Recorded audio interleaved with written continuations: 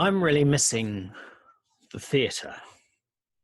Actors, directors, designers, writers are all at home in isolation. The very concept of a theatre audience seems to be an anachronism. Theatres are dark all over the world, and I really miss them. I like the videos. I love the videos that the theatre companies are streaming from their websites of old productions. But it's not the same. I miss the collective experience. I miss the buzz. I miss that sense of a lot of people in a big room imagining together. I miss talking about the theatre.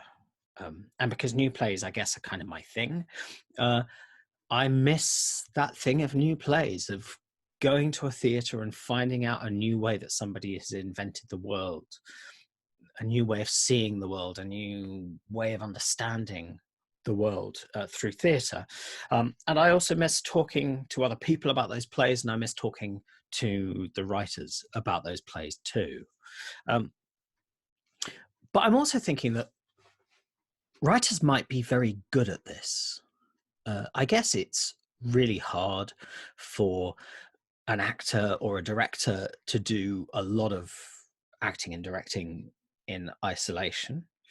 But, you know, antisocial distancing, stuck at home for weeks on end, is, for a lot of playwrights, this is kind of the old normal.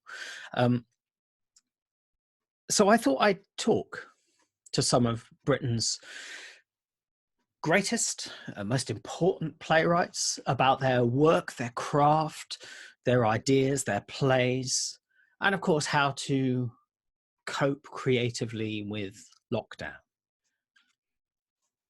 My first lockdown playwright is the brilliant Lucy Kirkwood. Lucy Kirkwood emerged, I guess, about 15 years ago with her earliest plays. She made a really big impact with a couple of wonderful pieces. Tinderbox, which was at a Bush, which is a kind of strange, somewhat recognizable but slightly dystopian play about Britain. And then an astonishing piece about prostitution and people trafficking, a play for two actresses called It Felt Empty When the Heart Went At First, But It's All Right Now, which she wrote for Clean Break.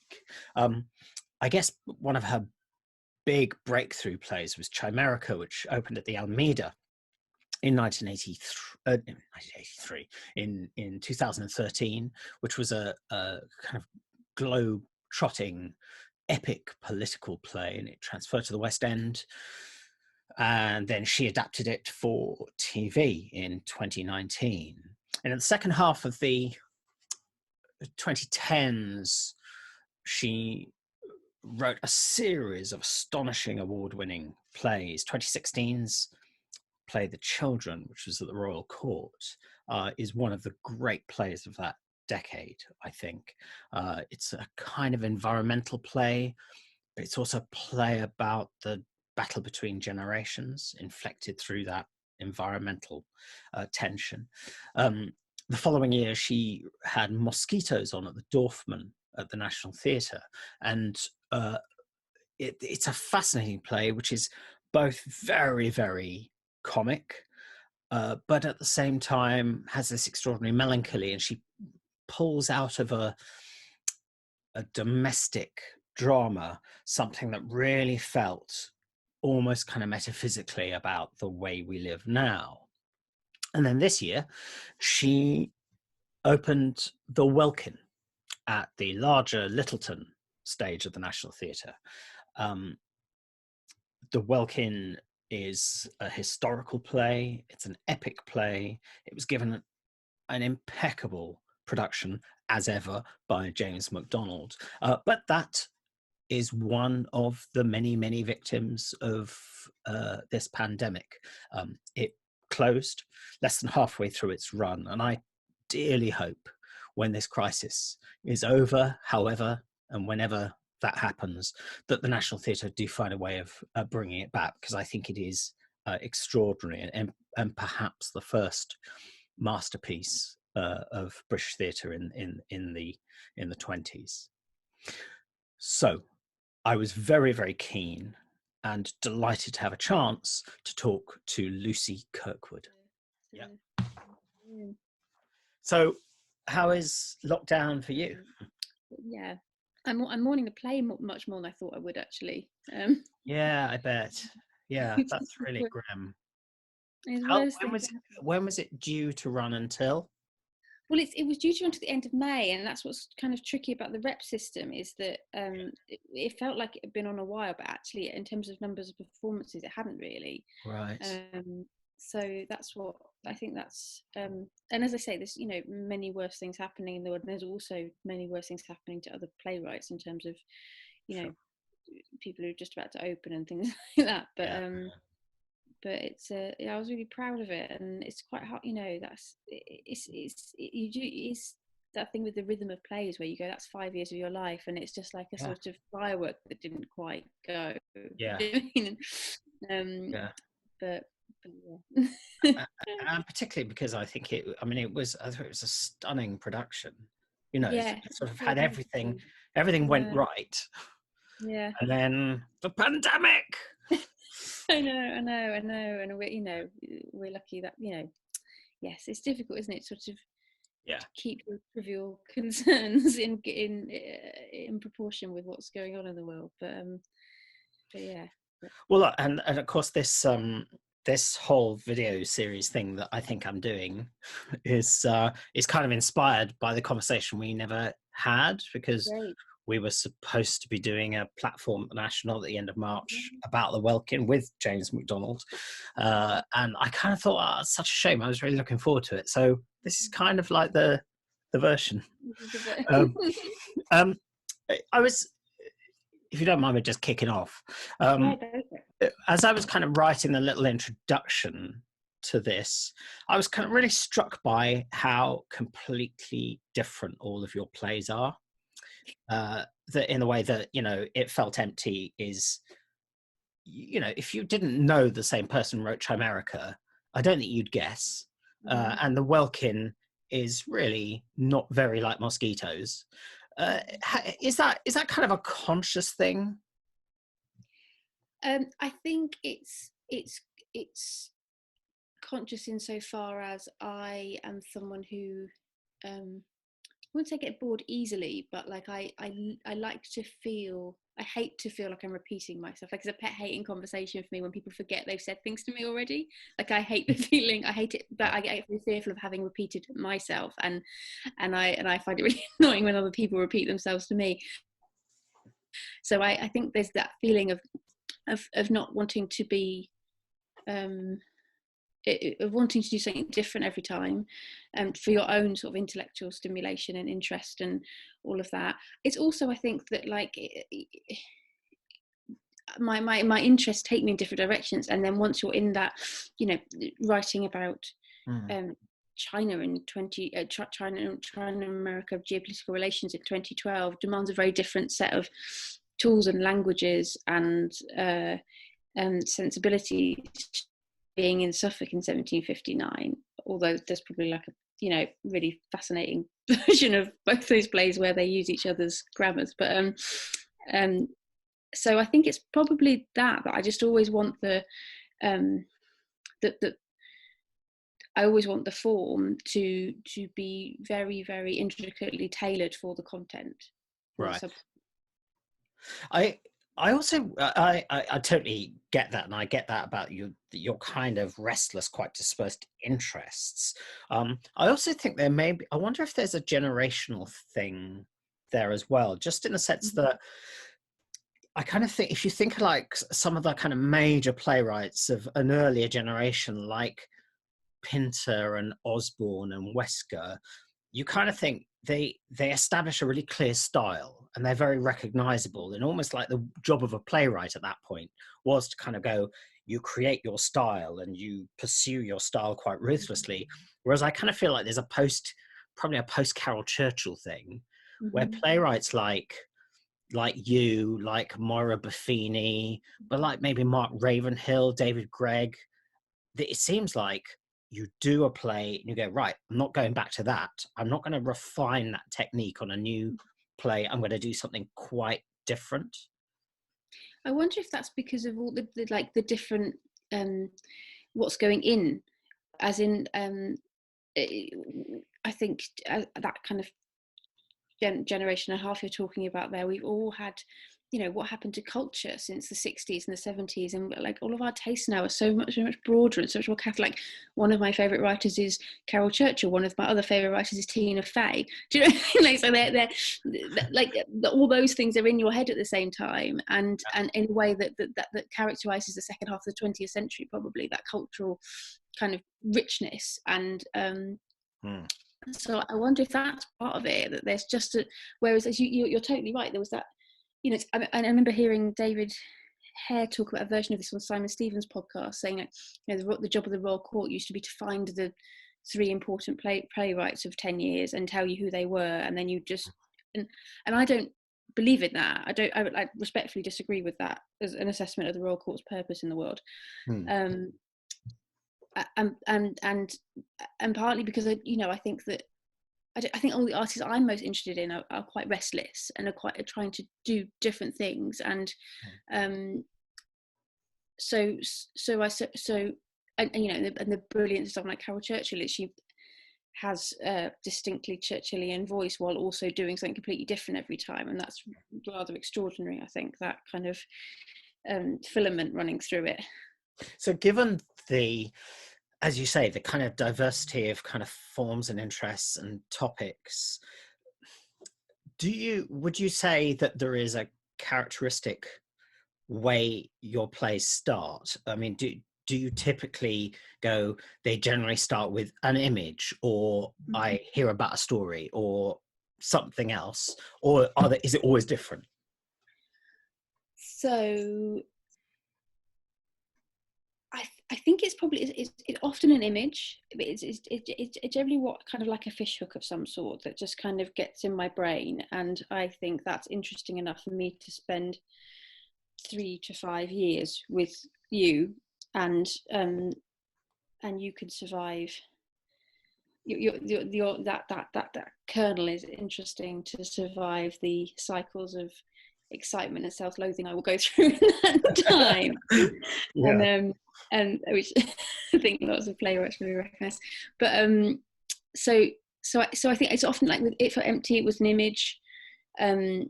With the Welkin, it was just the sort of that I'd literally hearing the phrase jury of matrons for the first time and going, wait, what's that? And so I suppose it is an image, because it's just suddenly you get 12 women on stage trying to decide something which is sort of unknowable at that point in history.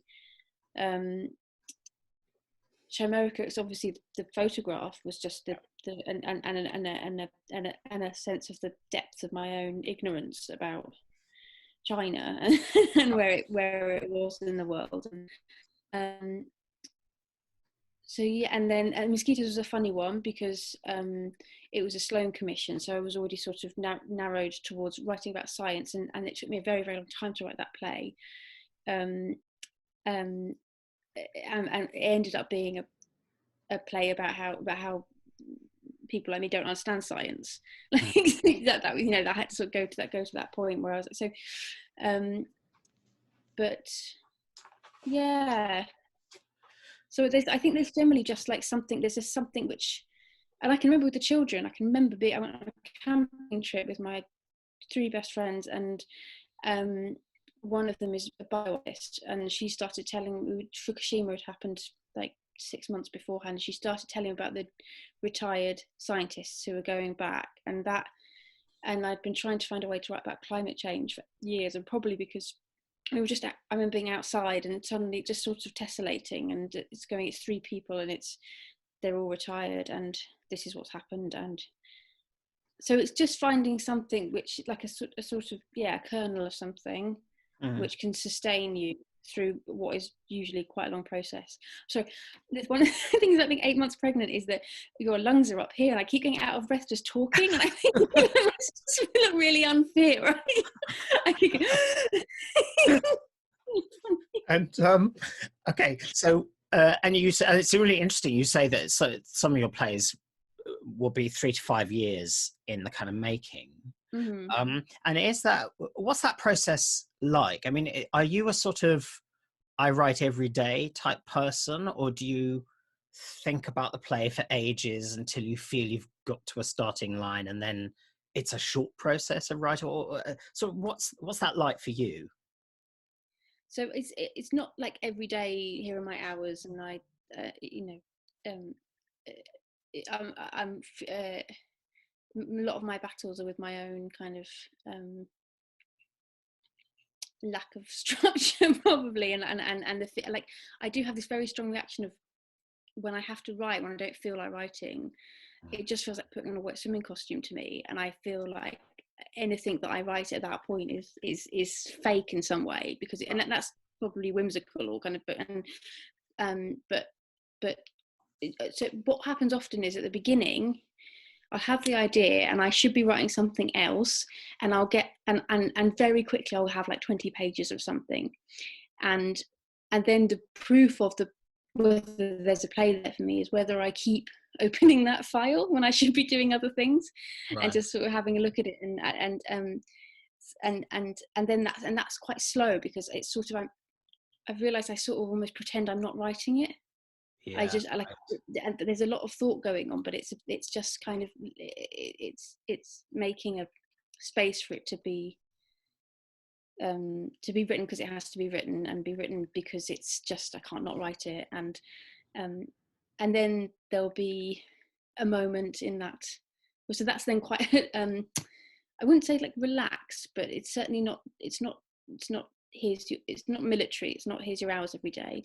And then there'll be a point where I'm aware that like lots of other playwrights have had 3 plays on in the time that it's taken me to write half this one. I'll suddenly go, you've got to write it, you've got to finish it. and I'll have another spurt at some point to get a draft done. Yeah. And then and then I redraft. But normally before I show anyone, I've done about 3 drafts of it, because Right. I'm Yeah. just very like, yeah, I just don't I just want it to like, I really don't, and it's something I talk to young writers about sometimes. I really don't believe in this thing of just asking, you know, artistic directors, literary managers to read things unless you can really stand behind them and defend them, because it's not finished until you can do that. It's not their job to look at some formless thing and say, oh, there's something in here. Like, it's just a bit arrogant, I think. So Right. I'm quite rigorous about rewriting until I feel like that first draft, because you'll have a massive long process after that. You'll have endless rewrites after that in various, you know, iterations. But I just, yeah. So it's more. It's for my pride. It's more important for me that the play is can wash its face in public, and so yeah. And It's not. So it's not. Sorry. no, I was going to say it. I mean, it is interesting that I often find the most exciting creative projects are always the ones I'm not supposed to be working on at the moment. You know, go, I'm writing this play, but if only I could finish this, because then that one would be a dream. And then, of course, as soon as I actually have to write that one, I'm going, oh, this is really hard now. And then you think of another play. Are you, so this is really granular, but do you handwrite, type? One of my greatest wishes in life is that I was a handwriting author. Like, I wish I could, like, it's a really beautiful day here. I wish I could go and sit outside with my with my sheath of foolscap and and my specially, you know, selected HB pencils sent from America or whatever, like Roald Dahl, but and write my pages. But I find, having grown up in the time of laptops, that I really depend on them to organise my thought in a way that I think is sort of a bit embarrassing. But that's it. Yeah, I have to sort of have a Word document that I can. Right. I don't know why. Do you write by hand or how? No, I've only ever typed. Really, my handwriting is really slow as well. So I write at the speed. I type at the speed I think. I can't Yeah. write at the speed I think. So that would never work. Has your kind of the way you write plays changed over time? Oh, what a good question. I think I think that's changed. So I understand what um, I can see things coming now that are things which I'm going to waste a load of time on. I was talking to with my husband, who's a writer, the other day, and Mosquitoes is a good example of this as a play, and you can probably smell it in the play. It's like I just went down so many wrong turnings with that play. I kept trying to make things work that wouldn't work and force ideas through it, and I'm much and comparing that, for example, to Writing the Children, which I always think of as being like one of those sort of Henry Moore sculptures where it's sort of hewn from one bit of wood, like it just it came out whole. And I'm much better now at recognizing when something isn't coming out whole, and I don't necessarily know how to fix that, but I will recognize how not to spend loads of time waste loads of time trying to force a shoe on a foot that it won't go. Yes, but that's it, really. And actually related to that, maybe Chimerica, which you obviously adapted for TV. Was that an odd thing, returning to a play? It was slightly odd, and like you're in conversation with, I think all of us, I can say this without being disloyal to the play, but hopefully you feel like you are continuing to get better every year, every play, every script, whatever you write. And so it's weird to be in dialogue with a version of yourself that isn't as good as you are now. And I've talked to Laura Wade about this, especially when you do your like collected plays, that you have to fight quite hard to be honest about what the play was when you wrote it. Right. The adaptation was interesting to me because of Trump, to be honest. I think if Trump hadn't happened, I would have, as I said, I'm quite to get bored. So I don't think I could have sustained so much interest in it. Yeah. And also in different forms, so it allowed me to reinvent it so thoroughly. Like, you know, the grammar of it changed so completely. That was what sustained me. And you said that one of the key things you've got better at is sort of knowing when the thing is not coming out in one piece, as it were. I know this is a really difficult thing to answer, and feel free to say the answer is nothing, but kind of what have you learned? I mean, what are the things where you've gone, actually, when I wrote that play, I realized I'd cracked such and such, or I understood character finally when I did this. If you had any of those moments? I mean, not to be sort of morose, but I felt that on the Welkin. Like, I felt it was a really big play for me because I felt a level of control over my craft that I hadn't felt quite so fulsomely before. And that's what I think when we were making it, I was so happy with the production, but what I felt about it was like, you can't deny the craft of this play. Like, I know I can recognize that if I was a cobbler, that's a really good shoe. Like, do you know what I mean? Like that, and you might not like it, and you might not find it beguiling or funny or interesting, or but you can't deny that it's well crafted. Yeah, absolutely. And then if I can kind of press you a bit on that, what does well crafted mean to you? That's a really good question, because actually a lot of the time I spend quite a lot of time in sort of angry. Lindsay Turner always says I've got oppositional defiant disorder, but I spend quite a lot of time like all those kind of Robin McKee books and stuff. I really have this like visceral, I want to reject them, even though half the time I probably agree that film is a good film. But like, in the moment anyone says here's a canonical idea of what is well crafted, I want to just punch it. I just want to go like, no, fuck that. Like, that's not. Do you know what I mean? So I suppose in this case I mean that.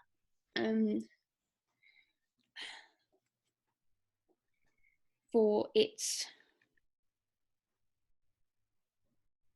what do I mean by it? It's a really sort of I didn't sit down with any rules about it. Do you know what I mean? It Yeah, sort yeah. of was like built like a like honeycomb almost. But I know that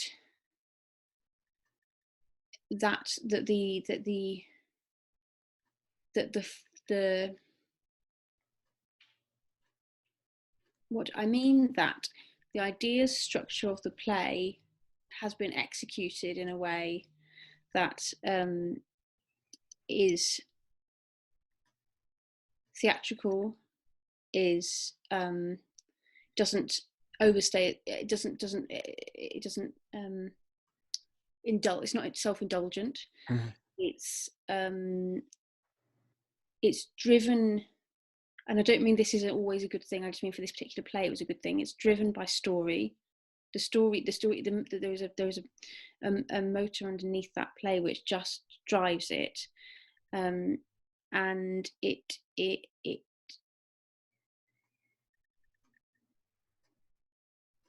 is a piece of machinery that works but also contains spaces for things to happen which are sort of ungovernable. Yeah, absolutely. That It's would be that. it's really interesting you say that, because we're gonna talk a lot more about the Welkin, because there are things about it that are that I think you could say, is that well crafted? That's a really weird thing to do, Mm. and it, in a sense, it's a very unresolved and jagged structure. But on the other hand, I certainly felt when I was watching it, I was reminded of a thing. I worked once with the actor Clive Merrison, and I remember him talking about, he was in a John Dexter production, and I remember him saying the thing about John Dexter is he absolutely knew how to move people around on the stage. Right. And I felt that about the Welkin.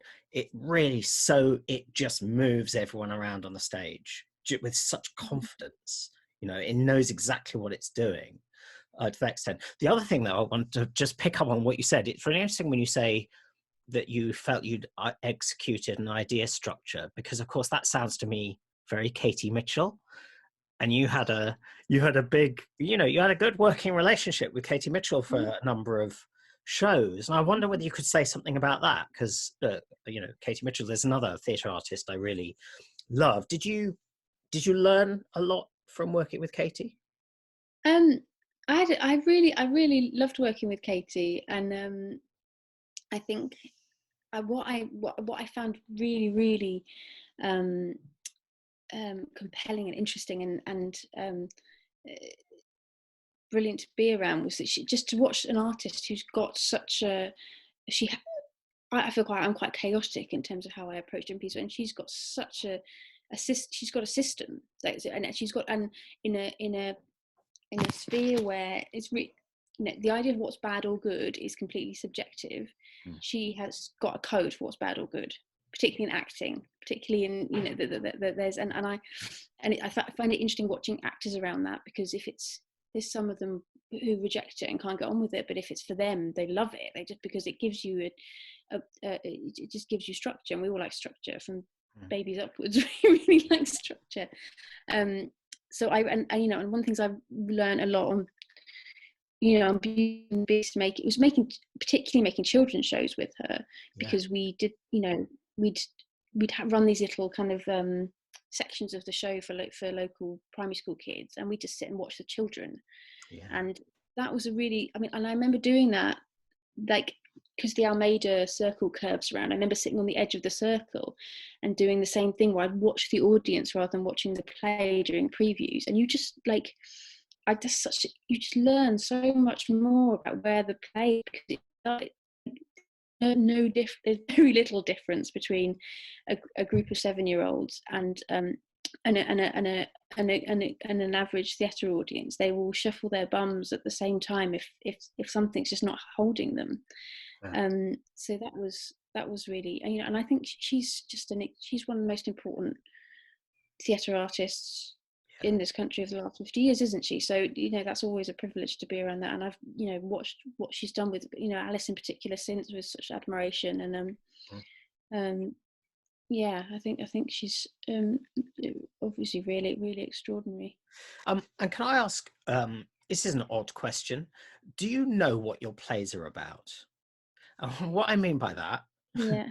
is I was thinking about this when you talk about watching the audience. I remember listening to a really interesting interview with David Hare, who's getting his second name check of the day, and him saying that he always has the experience when he sits in the audience at the first preview, and he goes, "Oh, this is what the play is about." That person that I thought everyone would find fascinating, they're not very interested in them, but they're really interested in that person. So now the whole balance of the play has shifted that way. And so in that sense, watching your own play is a discovery thing. And then, of course, there are people who go, no, I know exactly what the play is about. I am writing about, people trafficking, or I'm writing about racism, or whatever it is. Kind of, where are you with that? There's definitely an element, like, I think I wouldn't ever deny the fact that the first preview is a moment where you understand an enormous amount of data, Katie Mitchell word data about the play, which you haven't understood before, and that's to do with, often it's things like how where and how, by how much is it funny, or to what extent are the audience troubled by certain things in the play, or to what extent I find endings really. I remember being in the first preview of The Children and just like never had such a long pause before the applause started. It was just like good, because it was just like, it wasn't, and in retrospect, that was, I should have predicted that, because it's a real downer of an ending. Do you know what I mean? It's that people need a moment to regroup. Yeah. But I don't know if it's like because the flip side of that is, because I am somewhat of a control freak, and I do have very set ideas about what something is about. Actually, I think my response to that would be that actually a preview period is about you calibrating and recalibrating where it's drifted from what you wanted it to be about. Does that make sense? So, yeah, absolutely.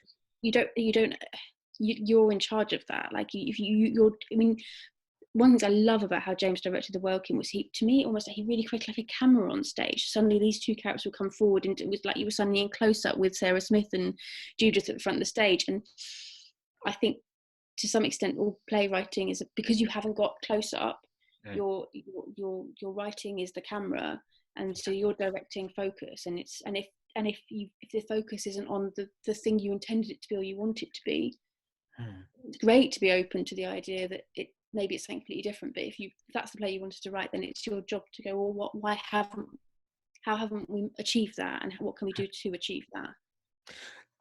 Yeah, great, absolutely. That makes a huge amount of sense. And of course, that is exactly what a preview is period is meant to be for. So I'm going to ask you a few questions about the Welkin specifically, if you like. So the thing I said a bit cryptically earlier about the way in which you could describe the play as sort of interestingly awkward in certain ways. I mean, one thing would be, for example, the scene structure of the play is very unusual, in the sense that it's 4 scenes that are all in different locations, and they're relatively short scenes. And then it's not quite this, but effectively then it's just one absolutely enormous scene that lasts for the rest of the first half and the whole of the second half. And you can imagine that I don't know, a literary manager or someone might kind of go, that's a bit of a lopsided, odd way of writing a play, So can you say something about how that, because I think it really works brilliantly, but can you say about how the structure of the play kind of came together? Well, what I wanted the beginning of the play to feel like was a thriller, and that the housework scene slightly sort of throws that a little bit. But like originally, the first scene I wrote was, I mean, I did lots of different versions of. Originally, it was between Sally and Thomas, and just prior to the murder. But I just wanted that first scene to be the one. This is a really weird reference, but one of the visual influences for the beginning of the play and the impaneling as well was do you know the parallax view? Yeah.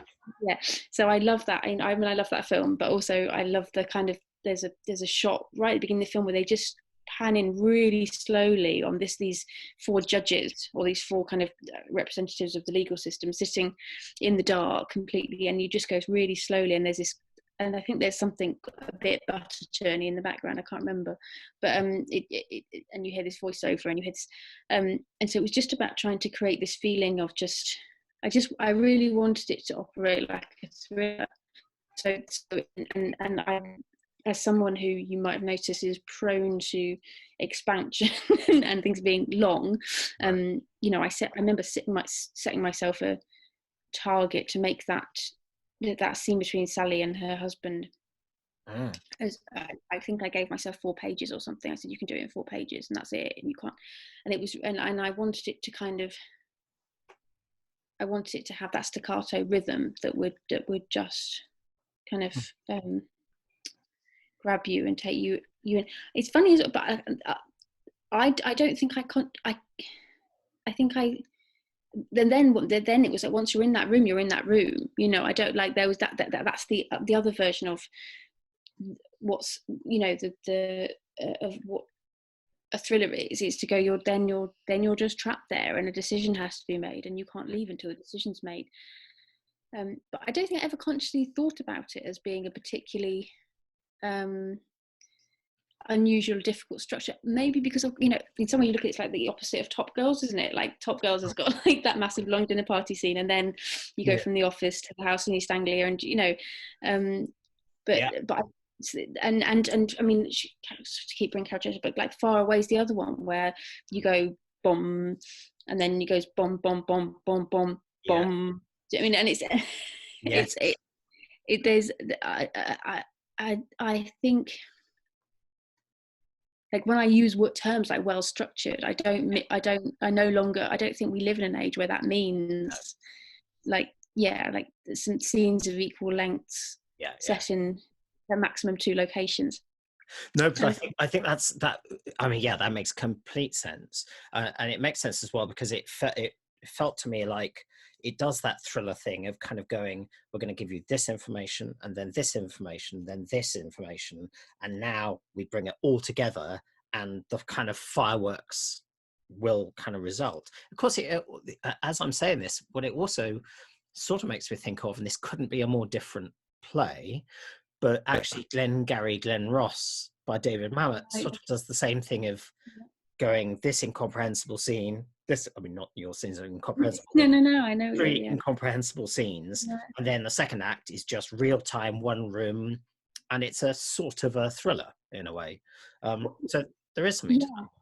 This is more classical as well, but I remember we went to see that production of John Tiffany's production of Glass Menagerie a couple of years ago, and my husband and I both came out, and I remember him saying to me, just like, the formal bravado of that play, and it's all set in one place obviously, but it's just a bunch of scenes in which he sets up like every single meaningful thing in these people's lives being dependent on a meeting between an awkward young girl and a young man.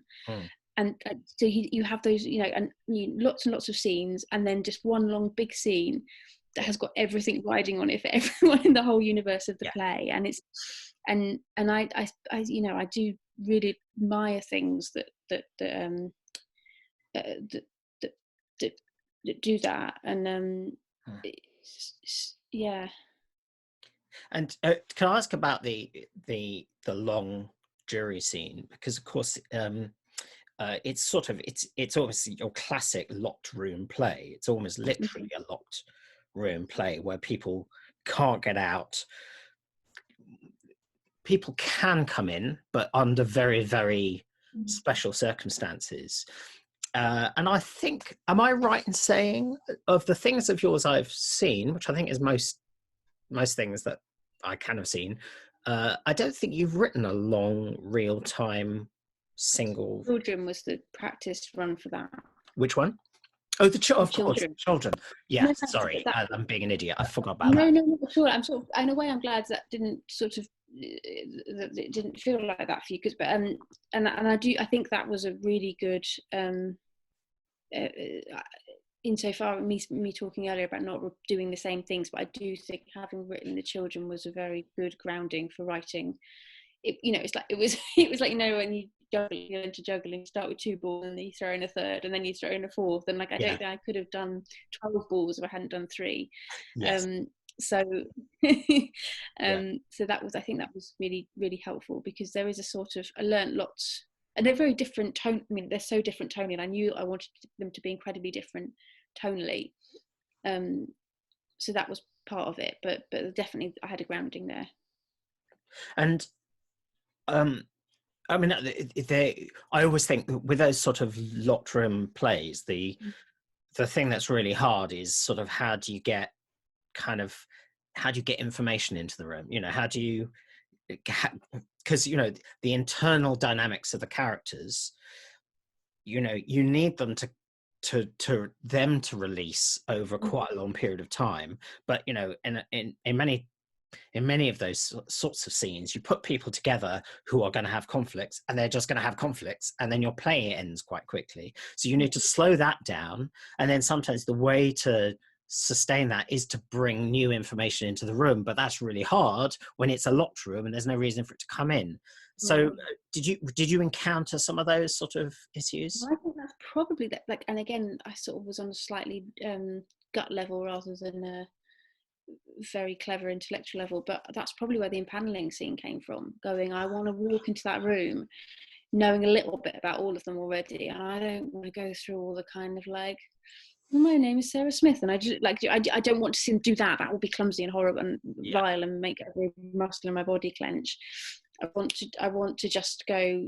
I want to do the train spotting poster version of all of them, where I walk in to the film already going, "Oh, Diane looks cool. Like, I wonder what her story is like." Yeah.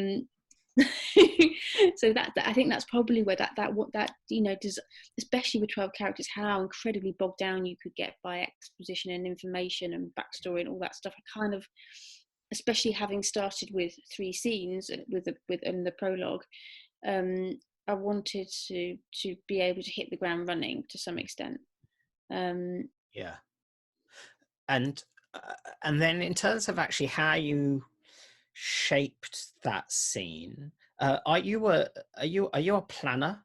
I mean, did you structure it? Because there's you've got to figure out when each of the women is going to flip. Yeah. And then there are other forces that drive those flips, the kind of revelations and so on. Did you have those laid out, or did you work a bit more from instinct? I wrote a lot from instinct at the beginning, and like, for example, things like Sally's big speech about Thomas was written quite early on from instinct, and it was a sort of tent pole that I sort of guide lots of other stuff to. And I think I wrote a first draft of it quite on instinct, quite on in terms of this, and that Mary Middleton kind of losing her bottle, and Charlotte revealing herself, and Lizzie turning out to be, spoiler alert, Sally's mother. And then once I had that draft that I was happy to show to people, my husband read it for me and gave me some really terrific notes on it, and Dennis Kelly read it for me as well, and we had a really great chat about what the meaning of Lizzie being Sally's mother was in the second half of the play, which completely, and so often what I do is sort of the first draft is quite instinctive, and it's quite like, here's the viscera of the play, and then I organise it better. And I think one of the ways in which I think I am getting better is I'm much strict. I was never consciously sloppy, but I think I'm much more strict and rigorous with myself now about how I then organise the things that have come out very organically. Right. And I'm quite like, I just like line them up. And can I ask you about research? Did you do research? Yeah, did loads of research. Yeah. It was. And what sort of research did you do, and what's the point of research for you? Good question. So the point of research for me is to fill your brain, or put your brain in a place where you can write unselfconsciously. like to have read enough stuff that you're just writing that you'd write if I was writing a naturalistic conversation between Lucy Kirkwood and Dan Bellato. That to me is that you do enough research so that you, and you know, that's been hard. You know, there's things in the past where like I never got to that point writing the Chinese scenes in America, for example, because I just never felt I don't have the ability or the right to write those scenes in a way where I work harder and harder. But ideally, the research releases you into writing about worlds and characters you don't directly know or have a level of familiarity with a level of familiarity. And so for this, I did an awful lot of historical reading, 1759 by Frank McLynn, lots of other books about sort of that period, the 18th century.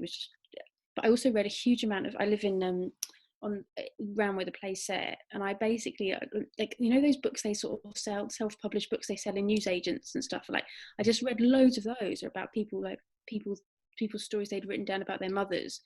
Right. And what it was to be a farm girl in the 1920s. Even like I just read a lot of stuff about female experience in this area of the country, which is a really interesting area because it's, you know, it's largely working class farming, rural, historically. And this is East Anglia, right? No, where is East Anglia? Yeah, Anglia. Yeah, the border of Norfolk and Suffolk. Right. So yeah, that was a huge amount of the research, and then all those like classic things like you can get the records online for who was hung at the Old Bailey and things, and what, you know, what the crimes were, and and then there was probably more detailed stuff like Anne Lavender was quite strongly based on Coleridge's wife, which was I'd done a walking holiday with a friend of mine, and we'd ended up visiting Coleridge's house in Somerset, and I got very struck by what an awful shit he was and what a horrible life she had, and sort of the weird middle class poverty of it, the genteel poverty of their life, and the fact that, and that's where, for example, the Lucy's child being painted with the brimstone came in, because that was their kids constantly had all sorts of scabies and diseases, and they were always covered in brimstone. Right. Wow. So, and then in terms of because one thing that's obviously really very striking about the Welkin is the kind of historical vernacular, I guess. And I know nothing really about the 18th century. This is a real gap in my knowledge. So I'm completely convinced that is exactly how people would have spoken. How far have you invented it? How far, if you haven't invented it, where have you picked it up from, and how do you get it in you to be able to write in that unfamiliar way? Yeah, so it's kind of it's I'm sure it's very, very far from accurate, but it's a sort of mashup of Georgian dialect and East Anglian dialect. Norfolk, kind of more Norfolk than Suffolk probably, but also I had a very strict rule for myself, which was that one of the influences I think for it was Howard Barker's work, and I just love the way he writes historically. I just think the way I think he writes with like his linguistic bravado without it, and it's never showing off. It's just a very precise expression of the character or the ideas, but it's so rich and delicious, but it's also immediate. You don't struggle to pass it. You're not sitting there with a sort of thesaurus trying to. So, and I really wanted it to have that, where the language had a poetry and a force and an unusual quality to it. But it wasn't a thicket you were fighting your way through. You just knew what it was. So I had a rule that even if something was a really gorgeous Georgian expression, I could only use it if I understood sort of instinctively what it meant. Yeah, right. So they were the rules for it. Yeah, and the thing that, of course, with Barker as well is the way that it's kind of you're never quite sure, is this contemporary, is this old, sort of historical, and he kind of mashes them up in a certain sense. And there are ways in which there's that going on in this play as well. I think that it doesn't feel like it's not like one of those sort of like villages you go on a school trip where they've recreated a kind of completely authentic past. It feels it just feels very contemporary, doesn't it? Yeah. That I'm glad to hear you say that, because that was something between James MacDonald and I. We constantly repeated, was we had a fear of it feeling like a National Trust reenactment, and we just had to, how do you do, and that's what, the brilliance of Bunny as a designer is. She can give you bonnets and accurate costume, but also that the operatic scale of that space, and the lines of it were so insisted that this play it has a root to now and to modernity. You can't put it in aspic and pretend you're watching a period piece, and thank God the world's not like that now. Right. That was, that was really important. But yeah, no, it was really important to me that the play insisted on its modernity while having that refraction. And I'm going to ask a question now that contains a spoiler. So if anybody's actually watching this, skip forward about 5 minutes if you don't want anything spoiled about the Welkin. I've already done the biggest spoilers. Well, that's true. But this is a particularly lovely, surprising moment. Aeroplanes. Oh yeah. Was that because that moment that partly this is what was in my head when I said, you know what your plays are about? Because that feels to me like one of those things you might do very instinctively and think, I don't quite know what this means, but I feel like it's needed in this scene. But maybe there was something more precise going on. I don't know. I was just really interested. I don't want you to explain it for me, if you know what I mean. Yeah. But I just wonder what you can say about that. What I'll say is, I think that what feeling you've received off it is very close to the right one, as in it was one of those lovely moments in writing where I wrote that whole section in quite a burst and wrote that line, we played aeroplanes. And then Sally herself is in particular like the filament that goes between 1759 and 2020, and again, I remember when Ria came in to read for it, just being knocked sideways and going, I just feel like I've just met you at a bus stop, and yet you're saying this kind of archaic language, and so it was a really instinctive. Both the line and the question about the line were really instinctive, and then I just sort of looked at them, and it's just a lovely moment where the play sort of tells you something about itself. That's not to say that we didn't have a lot of debate afterwards, and there were definitely people who I really respect who questioned the line and said, why would you bring us out of the play in that moment? Because that's what it does, it brings us out of the play. Yeah. And I'm really grateful to James MacDonald for holding my nerve in a couple of moments. He's the least dominant. He would never ever force his view on you. He would never ever force a change or a cut or insist on anything. But it's the closest I've ever seen him sort of threaten me. He said, "You have to keep it in. You have to keep it in." Yeah. That's. But it also, I mean, to me as well, again, I don't even want to try and understand it, but it felt to me, it resonates so, it ripples through the play, and there's something about the relationship between science and magic in there, and also about heavenly objects that, it's sort of, I think it's a fantastic moment. And of course, in the production, it connected with the Kate Bush moment, which also was just, there's that point, I didn't recognize the song for probably about 30 seconds, and then went, oh, this is what they're doing. This is just so blissful. Which is so frustrating because people don't have a chance to see it. Well, let's hope it's brought back. But fantastic moment. And that was so, but that's because James and Osnat, who did the arrangement for us, and the women themselves, that was really hard to get right, that Kate Bush moment, because it had to feel like a work song, and there was a point where it was too polished, and there was too much harmonizing, and there was too much.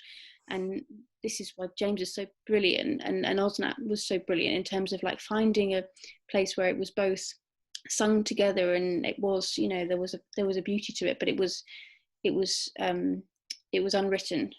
Yeah, because right. there's a really awful version of that's like the stage school version that's just like this, and also and you know, and that's really, because the moment you do that, somehow it becomes like really like the kind of play about women I hate, which is kind of like here come the girls, and like, you know, aren't women fabulous, and like, and that was my sort of feet. I didn't want this play to be like that at all at any point.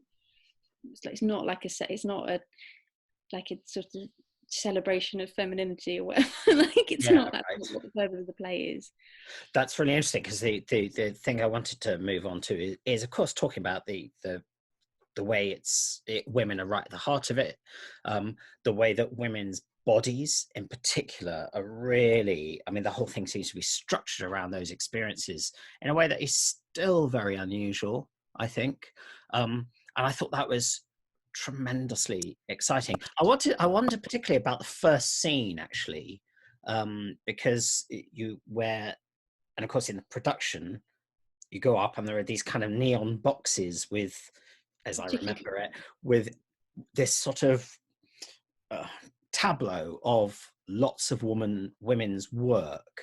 And given that you said you wanted it to start like a thriller, that's the prologue, and then we go into the darkly lit, genuinely tense, scary thriller thing. What was that start for you?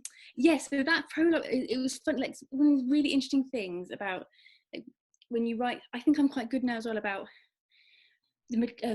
imagining the material reality of the things that I write, because it's very easy to write off a lot, you know, and I often write things which are quite massive, knowing they're massive and I want to be interpreted metaphorically rather than literally, but like writing all those stage directions, and I think I'd said originally, like, you know, there's a version in just executed what I'd written really exactly.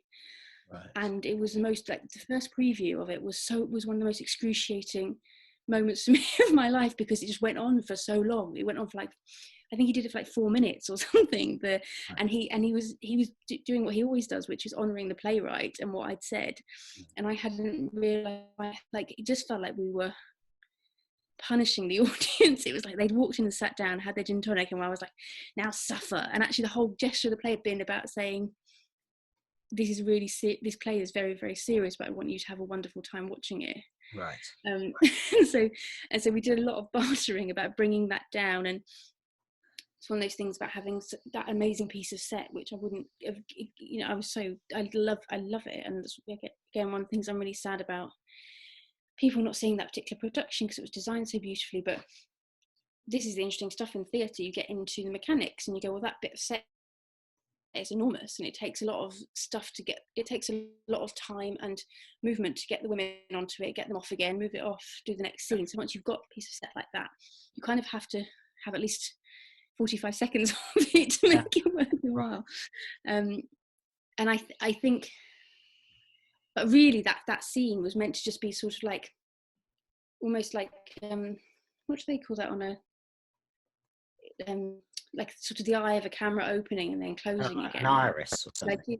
Like an iris, exactly, yeah. Like it was almost like that's in my head. The stage time of that little scene was sort of like inhale, exhale, and you just got a little moment of the material reality of those women's lives and what they spent their days doing.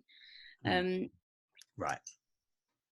And it expanded, you know, because we got so fascinated with it in rehearsal as well, and like we did amazing movement workshops with Imogen Knight, who's just brilliant, and you know, it was really interesting how interesting the housework was to watch. But and I think I'm in previews, I'm overly sensitive to like, I just don't want to piss anyone. I want to piss them off when I want to piss them off, but like I don't want to do it unintentionally. Yeah, And yeah. so I was very, you know, I kept pushing for it to be shorter and shorter and shorter, because I don't think the beginning of a play is the place to, I don't think the very first moments of a play is the place to be artistically confrontational.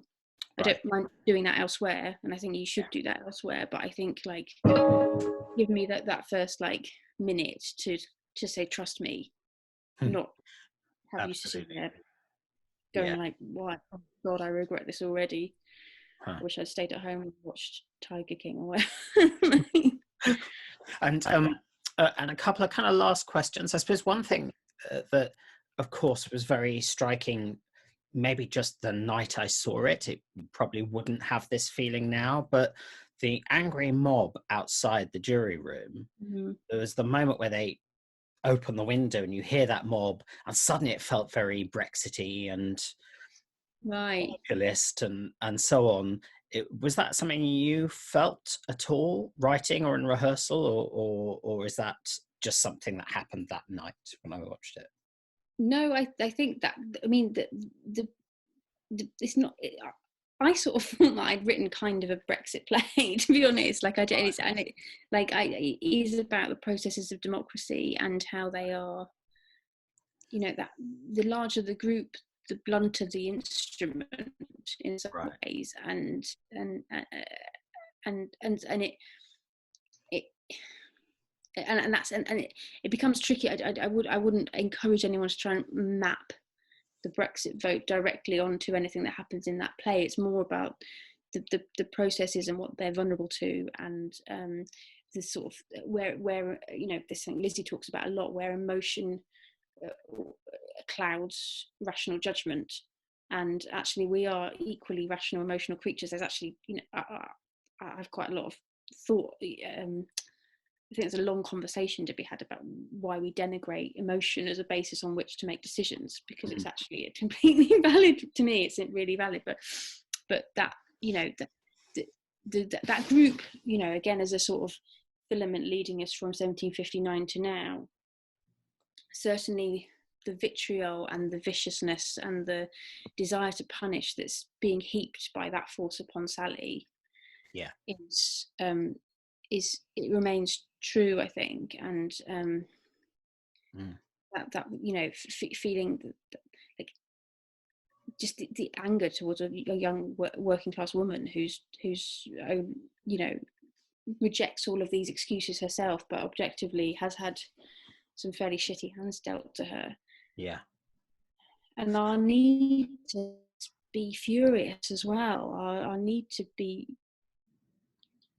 to you know, there's a catharsis that comes with those moments. The Brexit vote was they're all coat hangers, aren't they? These moments, like coronavirus is another coat hanger where we can hang everything we already feel about the world on it. We can say, Right. well, this is about class inequality, isn't it? Because look at all the, you know, and it is, but it's also, this is also about the underfunding. If you've you know, not voted Tory for the last 10 years, it's about the underfunding of the NHS for you, or it's, you know, Yeah, absolutely. when those things happen. And you just mentioned, of course, the coronavirus, which is why we're doing this in the form that we're doing it. I say in my introduction that, of course, playwrights are probably more than most theatre makers quite used to being in lockdown, stuck inside, socially isolating, and so on. So it's a crude question, but what would your tips be for how to keep sane and creative when you're isolated and on your own?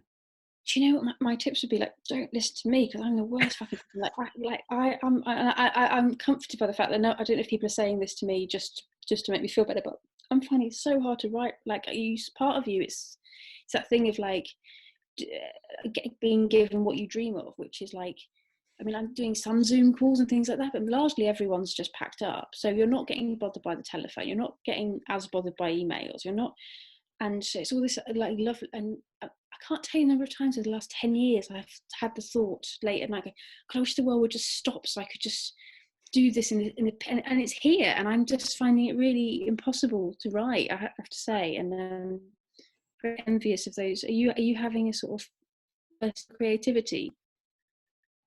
I wouldn't go that far. But are you finding it? Is it making you want to write? It's making me want to write, but I always want to write. Doesn't mean I. There's a difference, isn't there? There's a crucial difference. Yeah, I just can't.